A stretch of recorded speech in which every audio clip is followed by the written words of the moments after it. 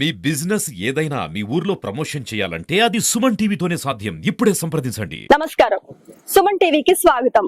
ఇప్పుడు మనం హైదరాబాద్ నుంచి యాదాద్రి వెళ్లే మార్గంలో మానేపల్లి వారి కుటుంబం యాదాద్రి తిరుమల దేవస్థానం పేరుతో వారు నిర్మించిన స్వర్ణగిరి శ్రీ వెంకటేశ్వర స్వామి ఆలయం ముఖద్వారం దగ్గర ఉన్నాము. ఆలయ విశేషాలు తెలుసుకుందాం రండి.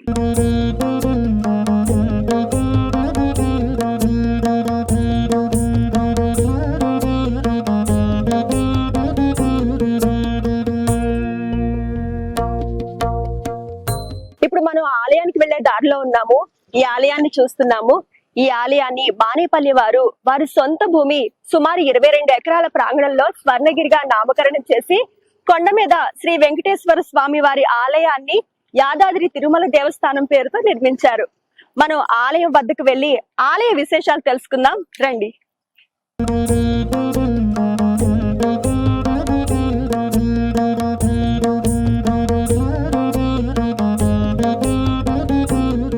స్వర్ణగిరి క్షేత్రానికి ప్రధాన ద్వారంగా స్వాగత తోరణ నిర్మాణం చేయడం జరిగింది. విజయనగర నాయక శిల్ప శైలిలో ఈ తోరణం నిర్మించబడింది. తిరుమల మొదటి మెట్టు అలిపిరిలో మనకు శ్రీవారి పాదాలు ఎలాగైతే కనిపిస్తాయో అదే విధంగా ఇక్కడ కూడా తిరుమల శ్రీవారి క్షేత్రానికి వెళ్లే మార్గంలో ఉన్నట్టుగానే పాదాలు కూడా ఇక్కడ నిర్మించడం జరిగింది. శ్రీవారి పాదాల నుంచి మనం 108 మెట్ల ద్వారా మనం పైకి వెళ్దాం రండి. ఇదిగో ఈ 108 మెట్ల మార్గం ద్వారానే మనం శ్రీవారిని దర్శించుకుందాం. ఇక్కడ భక్తులందరూ గోవింద నామస్మరణతో శ్రీవారి దర్శనం చేసుకుంటున్నారు. మనం కూడా గోవింద నామస్మరణ చేద్దాం. గోవింద గోవింద గోవింద గోవింద ఏడుకొండలవాడ వెంకటరమణ గోవింద గోవింద.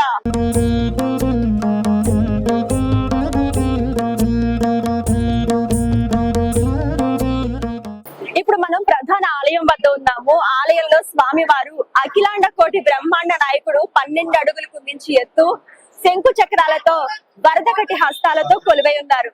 స్వామివారిని దర్శించుకుంటే మనకు మహాభాగ్యాలు కలుగుతాయని భక్తుల నమ్మకం.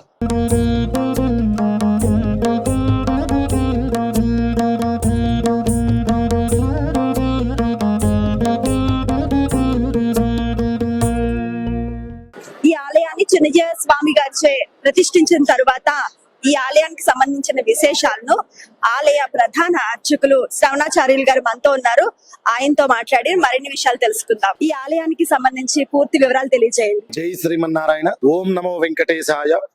సుందరాయ శుభాంగాయ మంగళాయ మహోజసే సింహగిరి స్వర్ణగిరి క్షేత్ర నివాసాయ శ్రీ వెంకటేశాయ మంగళం. ప్రియ భగవద్ బంధువులారా, మన యాదాద్రి జిల్లాలో భువనగిరి పరిధిలో వేంచేసి ఉన్నటువంటి స్వర్ణగిరి క్షేత్రంలో శ్రీ పద్మావతి గోదాదేవి సమేత శ్రీ లక్ష్మీ వెంకటేశ్వర స్వామి వారి యొక్క మహాప్రాణ ప్రతిష్ఠా మహోత్సవం మన జగదాచార్యులైనటువంటి శ్రీ శ్రీ శ్రీ త్రిదండి చిన శ్రీమన్నారాయణ రామానుజ జీయర స్వామి వారి చేతుల మీద గుండా అంగరంగ వైభవంగా ప్రతిష్ఠా మహోత్సవం సుమారుగా 50,000 మంది జనాలతోటి చాలా చక్కగా నిర్వహించుకున్నాము.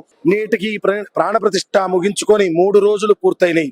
ఈ 3 రోజుల్లో కూడా స్వామివారిని దర్శించుకోవడానికి నలుదిక్కుల నుంచి విశేషమైనటువంటి జనాలు ఇటు హైదరాబాద్ కానివ్వండి, అటు ఆంధ్ర నుంచి కానివ్వండి, తమిళనాడు నుంచి కానివ్వండి, కర్ణాటక నుంచి కానివ్వండి, విశేషమైనటువంటి జనాలు ఇక్కడికి విచ్చేసి భక్తులు అశేషంగా విచ్చేసి స్వామివారిని దర్శించుకుంటున్నారు.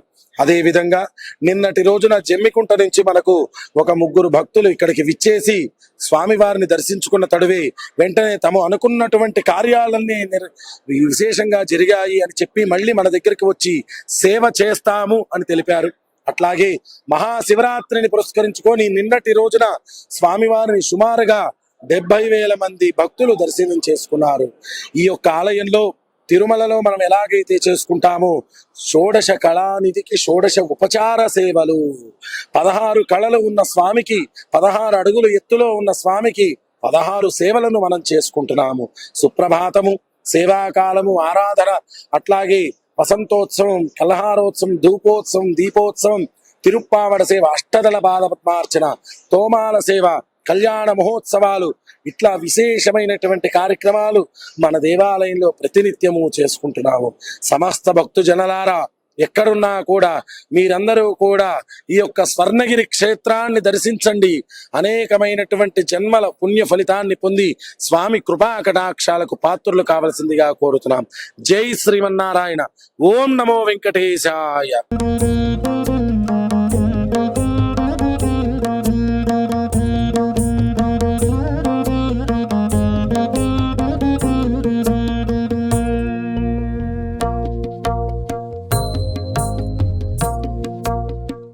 ఇక్కడ మనం ఉత్తర ద్వారం నుంచి బయటకు వస్తే ఎదురుగా 20 అడుగుల పెద్ద హనుమంతుడు శ్రీ కార్యసిద్ధి హనుమంతుడిగా మనకి దర్శనమిస్తాడు. కార్యసిద్ధి హనుమాన్ అంజలి ముద్రతో కొలువై ఉన్నాడు.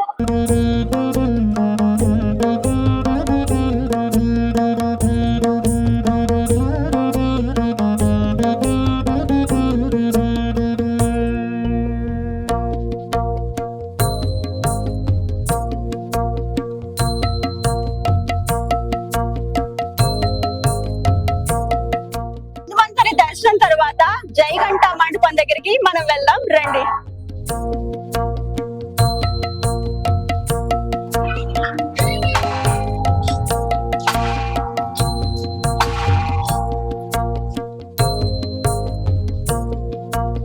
ఇప్పుడు మనం వేద పుష్కరిణి వద్ద ఉన్నాము. ఈ వేద పుష్కరిణిలో 12 అడుగుల పొడవైన శ్రీ జలనారాయణ స్వామి ప్రతిష్ఠించబడి మనకు దర్శనమిస్తారు. ఇలా ఒక్క నేపాల్ లో మాత్రమే 12 అడుగుల పొడవైన ఈ స్వామి ఊర్ధ్వశయన మూర్తిగా దర్శనమిస్తారన్నమాట.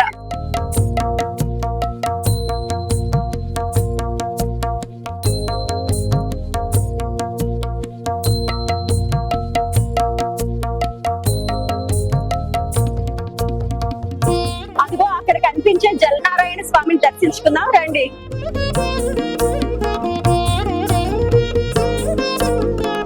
ఈ ఆలయ ప్రాణ ప్రతిష్ఠ శ్రీ శ్రీ చిన్నజీయ స్వామి వారి ప్రత్యక్ష పర్యవేక్షణలో కన్నుల పండుగ జరిగింది. హైదరాబాద్ కు అతి సమీపంలో నిర్మితమైన యాదాద్రి తిరుమల దేవస్థానం స్వర్ణగిరి శ్రీ వెంకటేశ్వర స్వామి ఆలయాన్ని మీరు కూడా దర్శించుకుని పునీతులవ్వండి.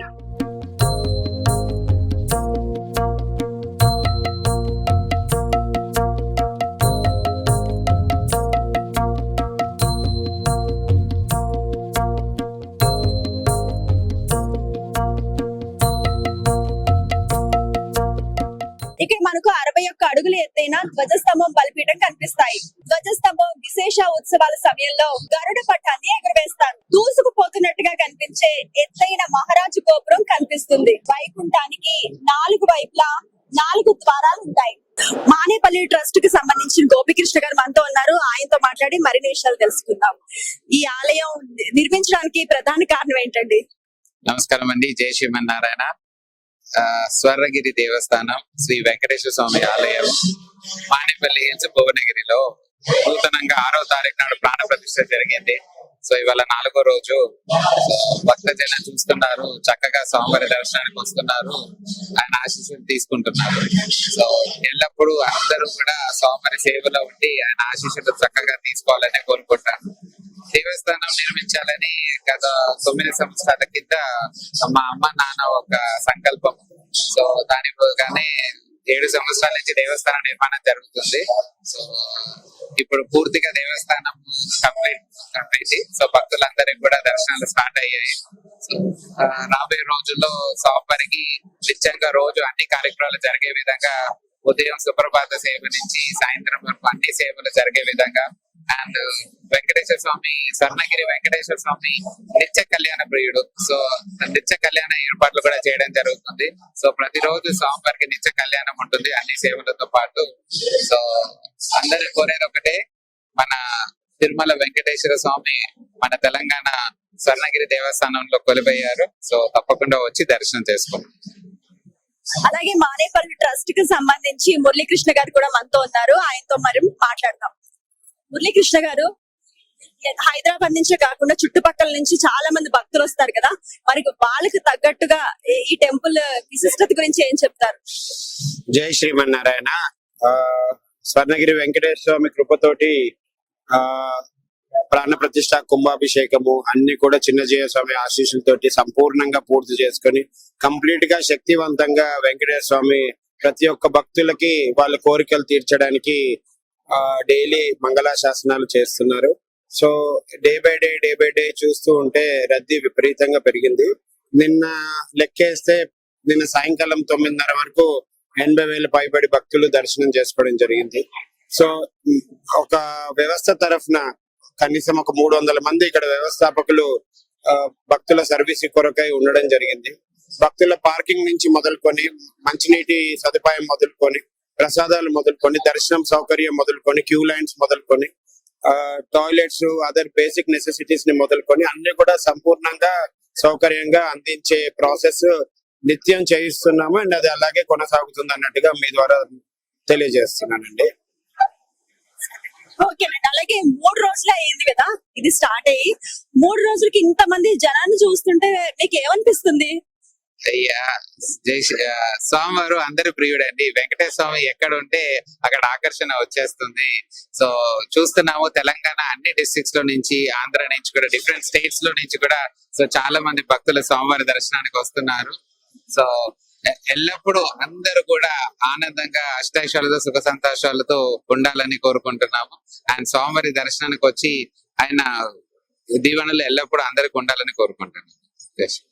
స్వామివారి దర్శనానికి మొదటి రోజు విచ్చేసిన భక్తుల్లో నిన్న ఒక 18 మంది, సుమారుగా 16 నుంచి 18 మంది భక్తులు స్వామివారి యొక్క దర్శనం చేసుకున్న తర్వాత వాళ్ళు 10-15 సంవత్సరాల నుంచి తీరని సమస్యలు, విషయాలన్నీ చాలా సులభంగా తీరాయని చెప్పేసి వాళ్ళు కళ్ళనీర పరితంగా ఇక్కడికి వచ్చి స్వామివారి సేవలో ఉంటామన్నట్టుగా మనవి చేసుకొని వెళ్ళారు.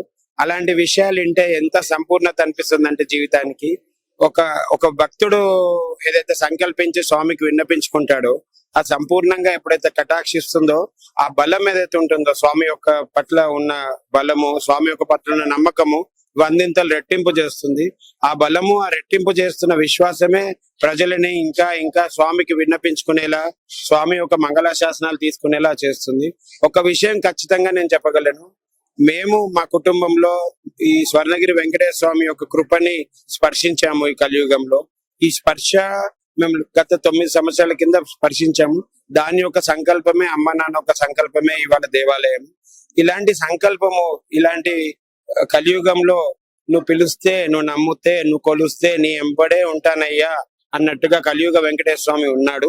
ఆ స్వామి యొక్క కృపకి అందరూ పాత్రులు కావాలని, ఆ స్వామి దయతోటి అందరూ చల్లగా ఉండాలని, ఆ స్వామిని మనసారా నమ్మి వినిపించుకొని అందరూ ఐశ్వర్యంతో ఉండాలన్నది మనసారా దీవిస్తున్నాను. మీ ప్రకంగా అందరికీ తెలియజేస్తున్నాను. జై శ్రీమన్నారాయణ. టెంపుల్ నిర్మించడానికి ఎన్ని రోజులు పట్టిందండి? మొత్తం ఎన్ని ఇయర్స్ పట్టింది? సో దేవస్థానం పూర్తిగా కంప్లీట్ అవ్వడానికి సుమారు 7 years ప్లస్ పట్టిందండి. సో మీరంతా చూస్తున్నారు what's all done with black stone. And పద్ధతిగా అందరూ పెద్దలు ఒక ఒపీనియన్స్ తో ప్రాపర్ గా దీన్ని నిర్మాణం చేయబడింది. అలాగే ఆ విగ్రహం గురించి చెప్పండి. దేవస్థానం మొత్తంలో దాదాపు 22 ఎకరాల పైలో ఉందండి. రాగానే శ్రీవారి పాదాలు అవ్వగానే దశావతారాల మండపాలు, ఆ మండపాలు ఎక్కి పైకి రాగానే కుడివైపు కోనేరు. సో చక్ర స్నానాలకు చక్కటి కోనేరు, 2 వరుసలు అంటే 2 levels లో ఉంది కోనేరు కూడా. దాని పక్కకే గంట మండపం ఉంది. సో అతి పెద్ద గంట. సో దాదాపు 1.7 tons ఉన్న సైజ్ లో జయగంట అండి. దాని పక్కకే హనుమాన్ మండపం ఉంది. దాదాపు 120 feet పైన ఎత్తులో ఉన్న హనుమంతుడు మండపము. దాని తర్వాత మాడవీధుల్లో తర్వాత దేవస్థానము కుడి వైపే రథశాల ఉంది. సో స్వామివారికి బ్రహ్మోత్సవాలకు ప్రత్యేకంగా ఒక రథం ఏర్పాటు చేయడం జరిగింది. అండ్ రథం హైట్ కూడా దాదాపు 60 feet. సో చక్కటి సైజ్ ఆఫ్ ద రథము. అండ్ దాని తర్వాత పక్కకి కళ్యాణ మండపం ఏర్పాటు చేయడం పడింది. సో కళ్యాణ మండపంలో కూడా చక్కగా నిత్యంగా రోజు దాదాపు 800 మంది కళ్యాణం చేసుకునే విధంగా ఉంటుందండి. వంటశాల, భక్తులందరికీ అన్ని సౌకర్యాలు ఇచ్చి స్వామివారి జరగాల్సిన సేవలన్నీ కూడా చక్కగా జరిగే విధంగా ఏర్పాట్లు చేయడం జరిగింది. హైదరాబాద్ నుంచి, చుట్టుపక్కల నుంచి ఎంతో మంది భక్తులు వస్తున్నారు. అలాగే ఇక్కడ అన్నదాన కార్యక్రమం కూడా చాలా చక్కగా నిర్వహిస్తున్నట్టుగా తెలుస్తోంది. మరి అలాగే ఆ కార్యక్రమం గురించి, అలాగే గుడికి సంబంధించి సేవలు ఏమేమి జరుగుతున్నాయి వాటి గురించి వివరించండి. స్వామి కృపకి పాత్రలు అవ్వాలని భక్తులందరూ కూడా చాలా డిస్ట్రిక్ట్స్ అంటే తెలంగాణలో ఉన్న అన్ని డిస్ట్రిక్ట్స్ నుంచి నిన్న ఆల్మోస్ట్ మేము ఎక్స్పీరియన్స్ చేసిన భక్తులతోటి కనుక్కుంటే వేరే ప్లేసెస్ చుట్టుపక్కల ఉన్న 100 kilometers దూరం నుంచి చాలా మంది భక్తులు రావడం జరిగింది. అటువంటి భక్తులకి సౌకర్యార్థము అన్ని రకాల వసతులు సేవలు ఇక్కడ అందిస్తూ భోజనం టైంలో మధ్యాహ్నం వచ్చిన ప్రసాదం భక్తులకి మొదటి రోజు 33,000 మందికి అన్నప్రసాదం జరగడం జరిగింది. సేమ్ విధంగా ప్రతిరోజు కొన్ని రోజులు 8,000 మంది ఉండే, కొన్ని రోజులు నిన్న 25,000 మంది ఉండే. అలా ఎంతమంది జనసంఖ్య ఉంటుందో వాళ్ళకి అన్నప్రసాదం చేయడం జరుగుతుంది. అండ్ అదే విధంగా స్వామికి నిత్య సేవలు పొద్దున్నే 5 గంటలకి సుప్రభాత సేవ నుంచి మొదలుకుంటే రాత్రి 8:30కి ప్రవలింపు సేవ వరకు రోజు 16 సేవలు స్వామికి నిత్య కైంకర్యాలు చేయాలన్నది దేవస్థానం యొక్క స్వర్ణగిరి ఒక దేవస్థానం యొక్క ఆచారము. ఆ విధంగా చిన్నజీవ స్వామి గారు నిర్ణయించారు. సో దాన్ని డే 1 నుంచి కూడా దాన్ని ఆచరణలో పెడుతున్నాము.